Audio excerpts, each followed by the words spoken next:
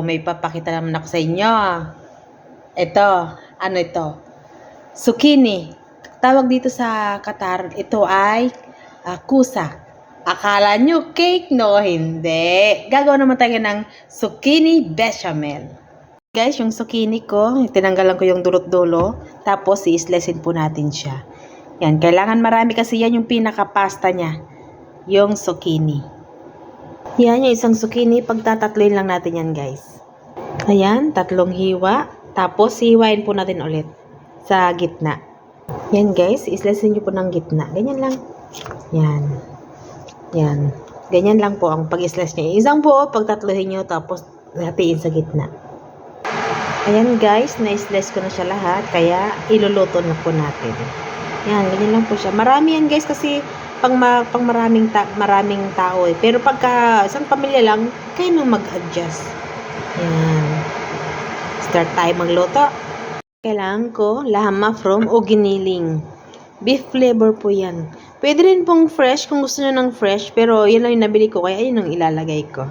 Guys, ayan yung kawali ko na may mantika, pero lalagyan ko pa rin siya ng butter. Tunawin lang natin yung butter, guys. Yan, hanggang sa matunaw lang siya.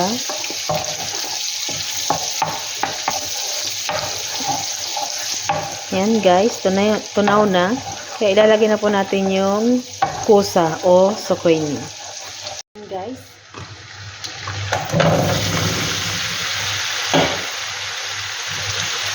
Yan, haluin nyo lang po ng haluin. Kailangan half cook lang to, guys. Hindi wag nyo lulutuin mabuti.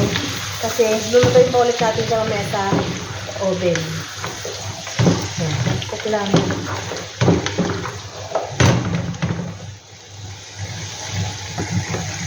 Hahalo-haluin nyo lang para pantay ang luto.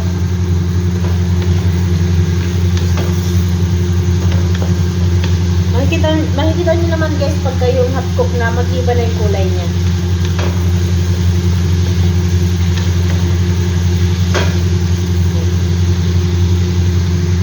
Yan, silipin na po natin.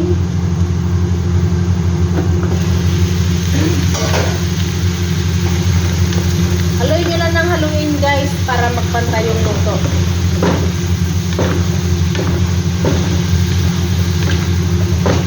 Yan. Tapos po, lalagyan po natin siya ng bawang. Ito, guys, yung bawang na tinagtad. Tapos, lagyan din natin yung mint powder. Spread nyo lang, guys. Pagkatapos, lagyan din natin siya ng cumin powder, kamun o cumin. Tapos, lagyan din po natin siya ng salt. Yung tama lang, huwag kayo maglalagay, guys, ng maraming asin kasi mamaya mag-aasin pa tayo. Tapos, haluin nyo na siya para ma-mix na po lahat ng ricado.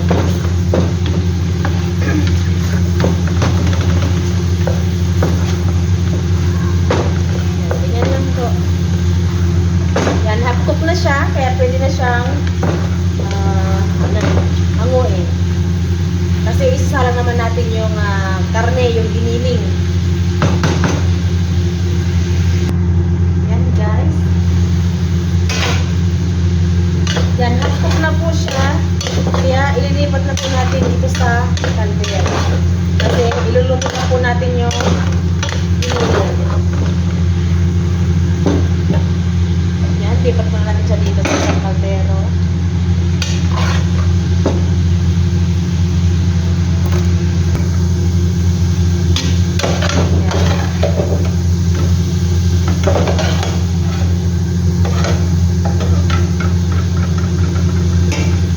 Ngayon, dito naman po sa pinaglutuan na pinagtanggalan natin, diyan natin iluluto tong karne.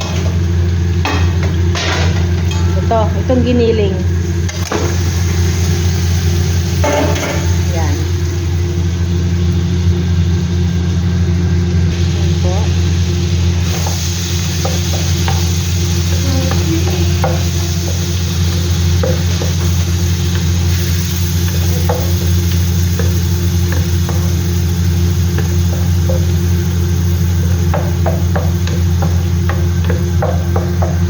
Tapos, guys, ilagay natin itong sibuyas Siguro mga dalawang malalaki to kasi nga pang maraming tao. Pero pagka konting pamilya, kahit isa lang. Ano yun po, i-blender nyo para pino siya.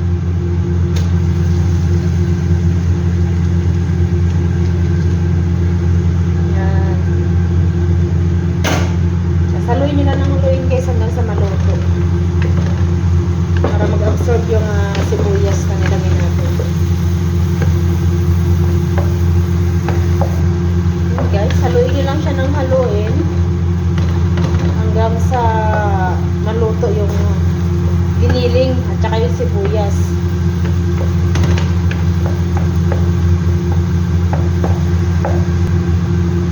Yan. Tapos, meron akong hinanda dito guys na bell pepper to.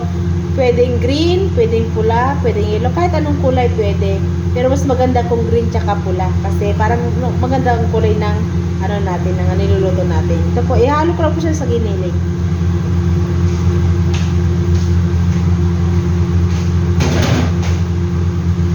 Sasaluin nyo lang siya guys.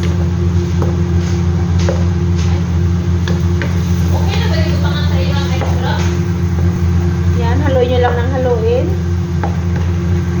Yan guys, maganda na. Naluto na yung giniling at saka sibuyas, saka bell pepper. Ngayon lalagyan naman po natin siya ng tomato paste.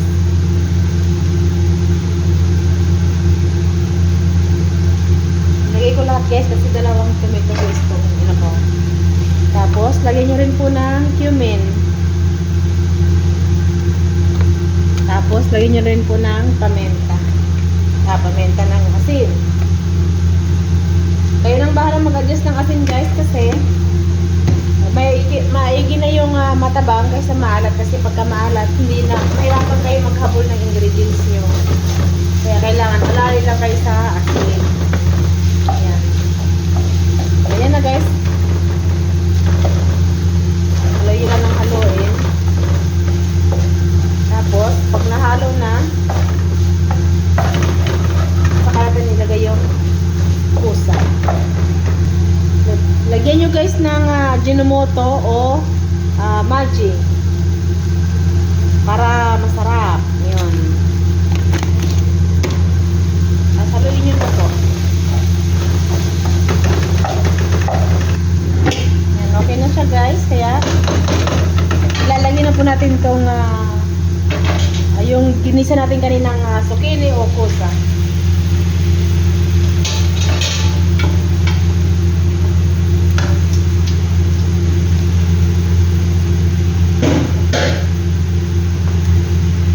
Saluin nyo lang. I-mix nyo guys na na-mix siya mabuti para pare-pareho ang lasa.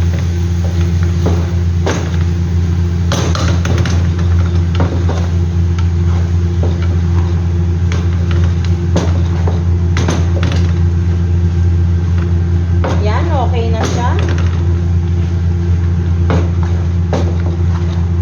Yan, na-mix na po siyang mabuti. Kaya, ilalagay na po natin siya sa Pyrex o kaya sa pan. Kahit anong pan. Tikman nyo na lang kung kailangan niyang mag-adjust ng asin. Kayo nang bahala mag-adjust ng asin. Lagyan nyo rin guys ng pamenta. Kasi kailangan talaga na may pamenta. Tapos, haluin nyo na. Tapos, yun.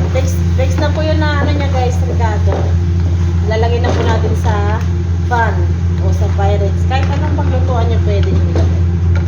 Yan. Ready na po siya. Lalagay na po natin siya sa pan.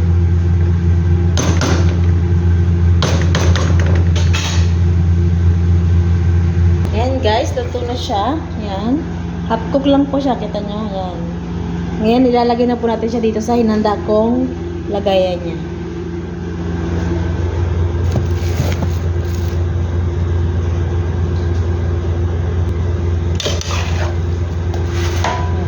Yan nyo lang po siya, ikalat nyo lang.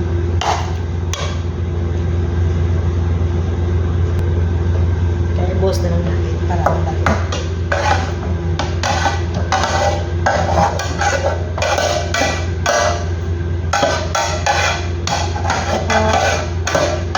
Bechamel na zucchini. zucchini. Nung isang araw, gumawa ko ng bechamel pasta. Ngayon naman, zucchini. Yan, ikalat nyo lang siya guys kasi lalagyan natin siya ng krema sa ibabaw. Sauce, pinaka-sauce nyo yan. Ganyan nyo po para magpantay. Yan. Tapos, gagawa na po tayo ngayon ng sauce. Gagawa muna tayo ng sauce. Guys, isang litrong fresh milk.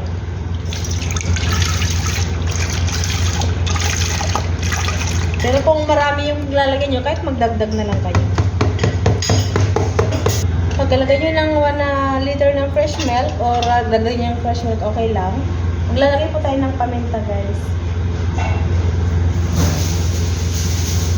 Strainer nyo para walang bubo.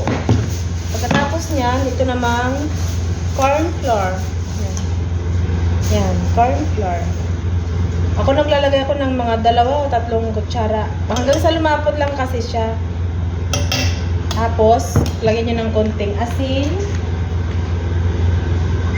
Ganon. Tapos, haluin nyo lang. Haluin nyo muna bago nyo salang kasi pag sinala nyo kagad magbububo. Tapos, isasala natin siya mamaya sa kalan para tunawin siya, para lumapot siya. Ayan guys, haluin nyo lang ng haluin hanggang lumapot. Tapos, lagyan po natin siya ng konting butter. Ayan, malapit na siyang kumulo. Haluin nyo lang po ng haluin. Ayan, halo na ng halo. Malapit na siyang lumapot.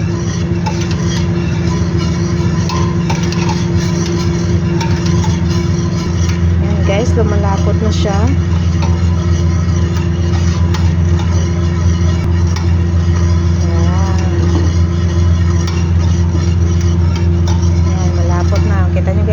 Malapot na siya.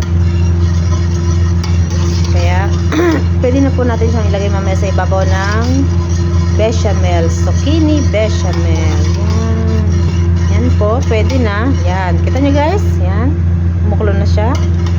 Yan. Kita nyo gano'n ka. Ganyan lang. Yung tama lang lapot. Yan. Kaya ilalagay na po natin siya sa ibabaw ng zucchini. Guys, yung niluto natin.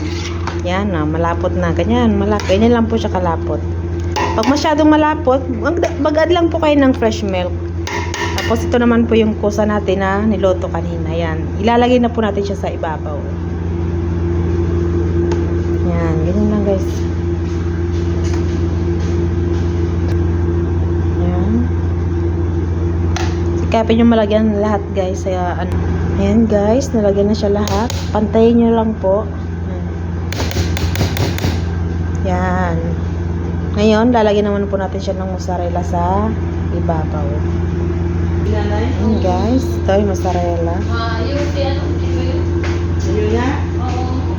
Ayan guys, nalagyan ko na siya ng mozzarella sa ibabaw. Kaya, isasalang na po natin siya sa oven.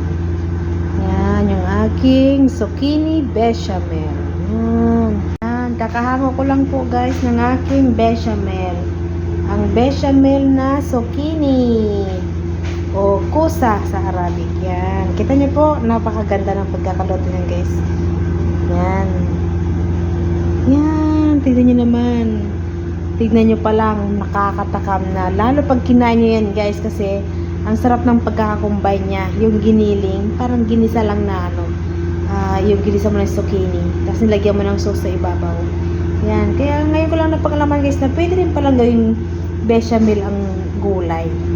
Yan. Yan po yung share ko sa inyo guys. Sundan nyo po yung pinakita ko po na instruction o mga ingredients at ano nyo po na ganyan po pala kaganda at kasarap. Yan lang po yung share ko sa inyo ngayon guys. Ang aking bechamel na zucchini.